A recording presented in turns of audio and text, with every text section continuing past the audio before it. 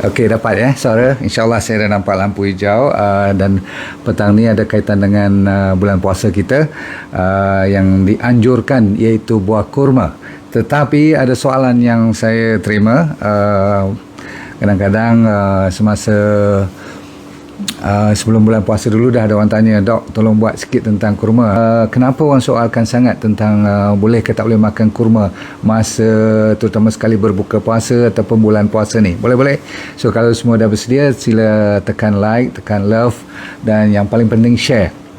Sebab anda akan memberi sedikit manfaat, sekurang-kurangnya minimum satu orang kalau dapat kita beri manfaat, itu adalah lebih baik daripada kalau kita yang belajar sendiri. Ilmu ni memang saya akan bagi pada anda, sama ada you blood pressure ataupun diabetes, kita fokus sehingga kan nanti kalau you terdengar perkataan seperti kanser pun atau autoimmune atau penyakit-penyakit kronik lain, apa kaitannya dengan kurma?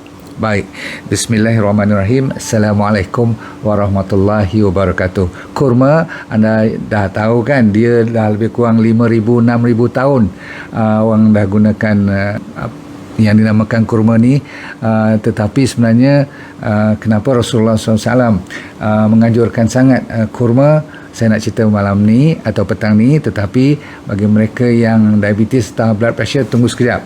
Jawapannya di hujung rancangan sekejap lagi, sama ada you boleh ke tak boleh makan. Okey, dengar aja dulu. Yang penting ramai orang tahu dia punya manfaat, sampai dekat 2-30 manfaat, tapi saya akan highlight sedikit saja dulu. Semoga you dapat peringatan tu, sebab ramai dah lupa, betul tak? Cuma saya mulakan dengan 100 gram, lebih kurang 5 hingga 6 biji saiz yang medium. Kurma adalah lebih kurang 300 kalori. Saya ulang, antara 5-6 biji, maksimum 7 biji lah, tengok saiz dia. Kalau ajwa tu lah, besar-besar ajwa tu. Kalau yang medium size mungkin 4-5 biji saja. Tapi kalau medjool, tahu medjool tak? Mungkin 2 biji pun yang besar-besar tu dah hampir dekat 100 gram. Kalau 100 gram dia hampir dekat 300 kalori. So you kena ingat lah, medjool paling-paling 2-3 biji. Kalau yang saiz sederhana tu lebih kurang 5-6 biji. Kalau ajwa yang kecil-kecil bulat-bulat tu mungkin sampai 7-8 biji untuk dapat 300 kalori. Kalau 300 kalori tu you tak dapat faham, tak apa. Tapi kalau you ambil semangkuk nasi, you terbalikkan dia penuh tu, kalau kedai mamak semua tu, kalau dia bubur tu, tu hampir 300 kalori. Nasi putih, faham-faham? Alright, so itulah lebih kurang maksudnya. Kalau kita dah makan 7 biji, dah hampir dekat satu mangkuk nasi yang telah diterbalikkan, nasi putih tu. Jadi power tak? So power juga, tapi you kena tahu apa kandungan kurma sebenarnya. Kurma dia banyak nutrien, dia banyak vitamin, banyak zat-zat mineral, banyak antioksidan. Kalau you dengar yang basah tu satu cerita, tapi kalau dia dikeringkan, dia punya kalori lagi tinggi kalau dibandingkan dengan kalau you pernah dengar rutab. Apa? Kata rutop ke rutab? Okey, so rutab tu yang warna kuning-kuning, yang masih lagi segar tu kan, yang masih lagi baru dipetik tu, sekarang dah boleh dapat kat Malaysia pun dah ada. Kat setengah-setengah supermarket tu dia ambil, dia masuk dalam peti ais, boleh makan lagi benda tu fresh. Yang tu dia lebih orang kata apa, tak manis dibandingkan dengan yang dah kering. Kering tu manis melecah. Tahu manis melecah tak? Orang Kelantan kata apa? Manis leting, macam tu lah. Tetapi manis tu adalah datangnya daripada glukos, fraktos dan sukros. Saya ulang, glukos, fraktos dan sukros. Dia ada tiga-tiga sekali dalam tu. Tak gula putih macam you anggapkan gula pasir itu saja. Itu dipanggil sukros. Tapi bila dicampur dengan glukos dengan fraktos, jadi glycemic index. Ni orang diabetes, orang yang high cholesterol, high blood pressure dengar. Glycemic index dia 42. Saya bagi 42, nanti saya cerita hujung-hujung sama ada boleh makan tak boleh makan. Okey, sabar dulu. Okey. So kalau kita tengok dalam kandungan seperti ada iron, ni lah zat besi, ada potasium, banyak vitamin B kompleks dalam tu, ada vitamin C juga walaupun tak tinggi, ada copper, ada apa lagi, magnesium, manganese, ada selenium. Kalau you pernah dengar phosphorus, pernah dengar kan? So kalsium, magnesium, semua tu memang banyak. Potasium yang paling tinggi dalam buah kurma ni. So sodium tak banyak, bagus, dia kurang. So dia ada boron juga. So saya sebut nama-nama ni bukan nak bagi you pening kepala, tapi bila saya sebut tu you jangan kata nampak macam tak ada benda pun, cuma manis je. Tapi itu manis salah satu sifat dia, tetapi lain pada tu dia ada banyak lagi khasiat dan zat-zat gizi yang cukup cantik. Yang paling penting, yang paling menyihatkan ialah fiber, banyak serat. Okey, air pun ada jugalah. Lepas tu dia ada apa lagi yang dipanggil seperti fluoride, ada lagi niacin, ada amino acid, protein-protein yang 23 jenis, ada sikit omega 3 walaupun tak banyak, tapi yang paling tinggi juga antioksidan. Antioksidan ni benda-benda yang berkarat dalam badan kita. Buah kurma boleh bantu untuk mendetoxkan dia. Maklumlah dia tinggi dengan polifenol. Kalau you dengar perkataan polifenol ni, jangan takut, sebab you pernah dengar beta carotene kan, flavonoid pernah dengar kan.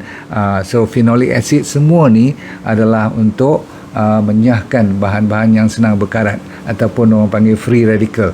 Badan kita dia banyak benda-benda yang senang berkarat, so kita perlukan sesuatu untuk keluarkan. Baik, saya cepat cerita keuntungannya dulu. Okey, dan kesan sampingannya untuk orang diabetes dan blood pressure, tunggu. Okey, nombor 1, dia tinggi dengan tenaga. Maklum sajalah, siapa yang tak cukup tenaga, sebab tu dianjurkan kita buka puasa dengan kurma dulu, lepas tu air.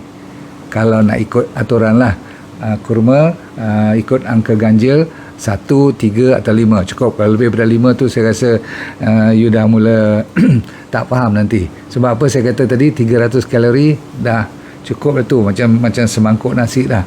Lepas nak pergi semayang, setengah orang semayang dulu maghrib, lepas tu dia buka puasa yang secara penuh kan, makanan dia kan. Tadi dah 300, sekarang kau makan 1000 lebih, buka puasa nanti dah dekat 2000 pula dah. Faham? So jaga baik. So more energy, kurma dah cukup bagi. So you ada 3 biji angka ganjil yang bagus. Lepas tu kolesterol dia boleh kurangkan. Sebab tu bila kolesterol dikurangkan, dia mengawal masalah sakit jantung dan juga masalah stroke. Ni ada kaitan ni, masalah stroke dan masalah sakit jantung. Jadi bagus sangat-sangatlah. Digestion, pencernaan cukup cun. Sebab apa? Dia ada fiber, dia ada banyak mineral-mineral yang diperlukan untuk proses pencernaan makanan, dan dia menyelesaikan masalah sembelit ataupun cirit-birit. Dua-dua dia boleh. Kalau cirit-birit pun boleh, kalau sembelit pun boleh. Yang sembelit selalunya kita galakkan you rendam. Kalau you ada lebih pada sehari 2 masih sembelit kan, 3-4 hari ni tak betul je, tak lawas je, buang yang besar tu. Ambil 3-4 biji, rendam dalam 1 gelas air tu. Besok you minum air dan you ambil isi yang dah lembut tu.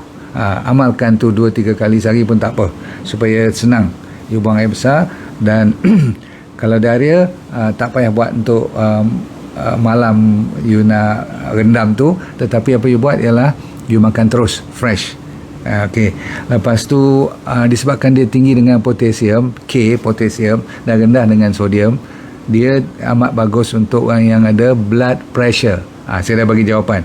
Tetapi tak semestinya orang blood pressure boleh makan. Sabar dulu. Okey, yang penting you kena tahu dia ada kesan untuk blood pressure. Okey, maksudnya memberi keseimbangan. Dia boleh betulkan keadaan. Cantik tak? So satu lagi, dia bagus untuk mata, bagi mereka yang ada rabun malam ataupun kering mata, very good. Dan anda tahu dia ada vitamin A juga dalam kurma tu. Untuk tulang, saya tadi sebut perkataan boron. Boron ni lah yang mainkan peranan dengan adanya copper, adanya kalsium, ada manganese lagi, ada magnesium. Memang bagus untuk tulang. Orang yang takut pada osteoporosis, amalkan makan buah kurma daripada sehari ke sehari. Istiqomah lah perkataannya. Macam ambil suplemen juga. Okay, osteoporosis kita dah settlekan dia. Lepas tu immunity, zaman sekarang boleh jadikan makanan kurma sebagai makanan kudapan ataupun tambahan kita, no problem. Yang paling saya nak ingat kali sekali, dia tinggi dengan antioksida, kan, lawan karat tadi tu yang paling bagus kan, mineral, vitamin, serat, ada antioksidan. 4 ni saja kalau dalam kurma lebih pada cukup. Tetapi dia ada lagi kebaikannya untuk otak pula. Otak kita yang bila dah dewasa ni senang lupa-lupa, senang nak jadi nyanyuk semua, dia terkenal untuk mengurangkan masalah Alzheimer dan dementia. Ramai orang juga yang bermasalah dari segi memori, nak belajar, nak baca Quran, kadang-kadang lupa, sambil semayang pun boleh, ayat-ayat biasa pun kadang-kadang dah tersangkut-sangkut. Jaga baik. Bagi mereka yang resah gelisah pun bagus, ya. Kita amalkan kurma. Okey, lagi kita bagi kebaikan dulu, lepas tu kita cerita banyak mana boleh makan atau tak boleh makan. Okey, metabolisme kita meningkat bagi mereka yang nak kuruskan badan pun boleh, tetapi bagi mereka yang nak naikkan berat badan pun boleh. Dahsyat kurma ni. Saya selalu persoalkan apa saja yang Allah bagi, sama ada melalui wahyu ataupun direct terus kepada Rasulullah SAW, mesti ada dia punya hikmah dia, mesti ada rahsia dia, mesti ada dia punya manfaat, keajaibannya. Jadi bila dulu ataupun sampai sekarang pun orang kata manis sangatlah kurma ni. Kalau tak percaya, you tanya banyak guru-guru mazhab kat luar sana, ya, especially yang tak faham tentang Islamic value ni semua ni. Kadang-kadang dia pakai surface value je. Kalau manis sangat-sangat ni memang tolak ke tepi. Tak semestinya. Sambung. Contoh, selain daripada tu, kulit akan jadi lebih glowing, lebih berseri. Lepas kalau kulit ada kaitan dengan rambut, dengan kuku, memang dia jaga. Lepas tu saya cepatkan cerita tentang fiber. Bila ada fiber je, bakteria kita happy. Bila bakteria kita happy, semua jadi happy. Faham? Sebab kita selalu kata yang ni lah brain yang kedua, second brain. Maksudnya ni brain pertama, ni brain kedua. Sebab apa? Otak memberi rangsangan ataupun pengaruh kepada apa yang kita fikirkan. Sebab you nak tahu tak, hampir berapa persen daripada enzim kita, hormon kita ataupun vitamin kita yang dibuat oleh bakteria kita sendiri. Ada setengah vitamin tu seperti macam B12 semua tu, kalau bakteria tak bantu memang kita tak dapat langsung, walaupun kita boleh dapat daripada makanan. Tetapi kalau bakteria tu tak proses, dia tak boleh bertukar. Faham? Baik. So fiber adalah prebiotik kepada bakteria kita yang tunggu-tunggu tu. Baik, seterusnya antioksidan, berapa kali dah saya sebut, tapi kali ni saya nak bandingkan dengan buah fig, buah tin atau buah prune atau buah plum atau apa lagi yang buah ni grapes yang jadi kismis semua tu. Kalau you bandingkan dengan buah kurma yang paling tinggi antioksidan di antara semua buah-buahan yang manis macam ni. Faham? Okey, good. Sikit lagi, dia ada antimikrob, dia lawan bakteria. Dia juga ada sedikit sebanyak lawan virus, walaupun tak kuat. Tetapi dia juga digunakan untuk orang yang nak senang beranak. Tahu tak? Natural labor. Kalau selalu you takut nak pergi doktor nak operate ke cesarean ke apa, you amalkan daripada awal lagi. Kalau dah mula pregnant tu, ataupun daripada awal sebelum pregnant pun dah amalkan kurma. Kata kajian, natural labor, senang beranak secara natural, bukan melalui tingkap. Okey.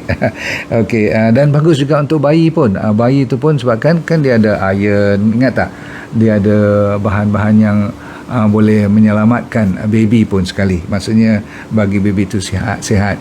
You ingat tak Nabi Isa alaihissalam, dia ibundanya Maryam kan, bila waktu nak bersalin tu dia dapat arahan untuk pergi ke pohon kurma, betul tak? Sebab mungkin masa tu dia lapar ke, dia tanya nak makan apa, Allah bagi idea ataupun bagi jalan untuk dia pergi ke pohon kurma untuk goyang-goyangkan pohon tu. Bila buah tu jatuh, dia makan retapnya. Itu sebagai petunjuk daripada Nabi Isa alaihissalam lagi dah mula ada kebaikannya kan. Jadi kita ingatkanlah diri kita bahawasanya ada lagi 3-4 lagi, cuma mungkin tak berapa mustahak lagi dah. Umpamanya untuk arthritis, untuk buah pinggang pun, tak mustahak apa. Kalau saya buah pinggang, saya happy lah ni. Lepas tu untuk orang yang suka makan manis, inilah berganti dia. Daripada you makan gula atau kuih atau benda yang manis, coklat semua tu, lebih baik you ambil buah kurma. Dia menghilangkan sweet craving, rasa kempunan nak makan benda-benda yang manis. Dan ujung-ujung sekali, siapa yang stres, dia menenangkan keadaan sebab ada magnesium, memang terkenal, dan ada Ini kononnya lah, tapi saya tak berani kata betul tidak. Tapi ada beberapa kali orang tulis pasal orang lelaki punya cerita ni. Maksudnya sperm motility dia, pergerakan sperma dia, dia punya masalah nafsu, libido dia, katanya ada kaitan juga dengan buah kurma sebab ada zinc, ada magnesium, ada potasium. Okey, tapi yang tu dah kat bawah-bawah lah kan. Ada sikit lagi anemia saya dah cerita, dan last kali yang saya tak mau lupa ialah kanser. Terkenal untuk colorectal cancer. Ini antara makanan yang digalakkan waktu you kena kanser, dan memang ada kajian disebabkan dia tinggi dengan, ingat tak tadi, antioksida. Dia bukan buang karat saja. Bila buang karat tu maksudnya membersihkan, mendetokskan, jadi kanser sel pun kurang ataupun susah nak hidup dalam keadaan yang bersih macam tu. Faham? So yes, they found out cancer can also be help sebagai penawar. So banyak tu kan. Saya rasa cukup dulu. Yang penting jawapan kepada soalan hari ini, diabetes dan blood pressure punya pesakit, termasuklah yang ada masalah penyakit-penyakit yang kronik yang lain seperti autoimmune semua tu, ataupun arthritis. Tadi saya kata semua ada jawapan kan. Dia membantu kan. Sehingga kawan diabetes pun saya tak sempat sebut tadi, tetapi ada dalam kajian mengatakan diabetes juga dapat dibantu oleh buah kurma. Cuma sekarang cuma senang je jawapannya untuk soalan hari ini. Topik kita, boleh ke tak boleh? Jawapannya boleh, tetapi ada had. Had ni yang penting. Kalau you salah pakai had ni, salah ambil kesempatan ni, you akan reverse. Daripada dapat positif, impactnya dia jadi negatif. Apa yang positifnya ialah kalau you makan bawah daripada 300 kalori yang saya cakap tadi. Ingat tak, mula-mula saya cerita kalau yang buah ajwa, kurma ajwa, antara 4, 5, 6, maksimum 7 lah katakan kalau kecil-kecil sehari. Jadi you bagi 4 pada buka puasa, 3 untuk sahur. Sahur pun boleh, memang digalakkan, dengan air je pun cukup. Kalau you tak makan lain pun lebih daripada cukup. Saya ulang, kalau kan Rasulullah SAW masa tak ada makan cerita 2-3 bulan tu kan, cuma di bergantung dengan kurma dengan air je, betul tak? Jadi boleh, memang petunjuk dah ada kat situ. Satu lagi, kalau you ambil buah yang sederhana saiz, antara 3 hingga 5 biji ni untuk diabetes dan blood pressure. Kalau medjool, antara 2 hingga 3 maksimum satu hari. Saya ulang lagi sekali, maksima.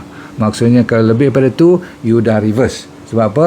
Dia punya gula punya impact tadi, sebanyak yang saya cerita tadi, antara 3, 4 dan 5 maksimum, itu dah okey dah.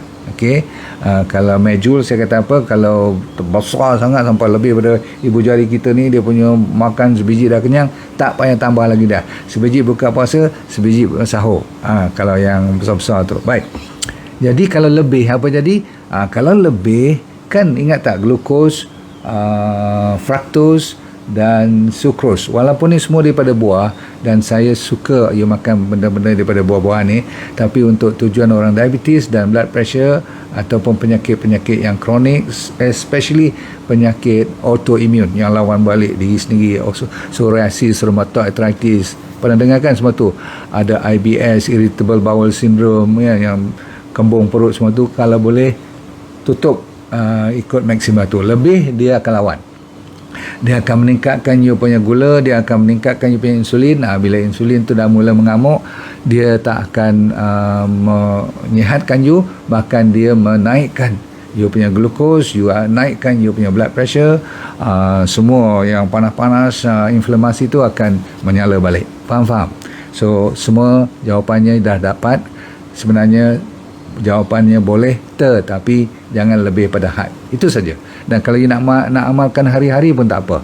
Saya selalu kata kalau 3 biji sehari dah lebih pada cukup. Okey, untuk saiz yang sederhana. Okey, kalau macam tu saudara sekalian, saya mengharapkan you dah dapat sedikit manfaat pada petang ni. Kita doakan semoga hidup you sentiasa bahagia, dan janganlah mengatakan penyakit tu sampai bila-bila, tak ada harapan lagi. Itu adalah satu kesalahan yang paling besar, sebab kita melawan kata setiap penyakit itu ada ubatnya kecuali mati. Okey, dan sebab tu kita galakkan you ambil DND Sachainchi Oil, sebab omega 3 tu memang melawan banyak penyakit. Dengan bantuan buah kurma lagi, Cun. Lepas tu ada Habajela lagi, ada habatus sauda semua. Memang you pernah dengar kan, orang ambil habatus sauda, ambil dengan buah kurma, ambil dengan honey. Clear. Okay. Tapi saya buat Habajela tu lebih ditambah untuk nak lawan masalah immunity kita yang rendah sekarang ni. Maklumlah zaman-zaman COVID ni. So last kali ialah seperti biasa D3K2, sebab kat sini tak banyak vitamin D, walaupun ada, kurma ada, tapi tak cukup kuat, ya. So vitamin D3 selalunya datang dengan K2. Okey, kita jumpa lagi. Assalamualaikum warahmatullahi wabarakatuh. Bye. Terima kasih.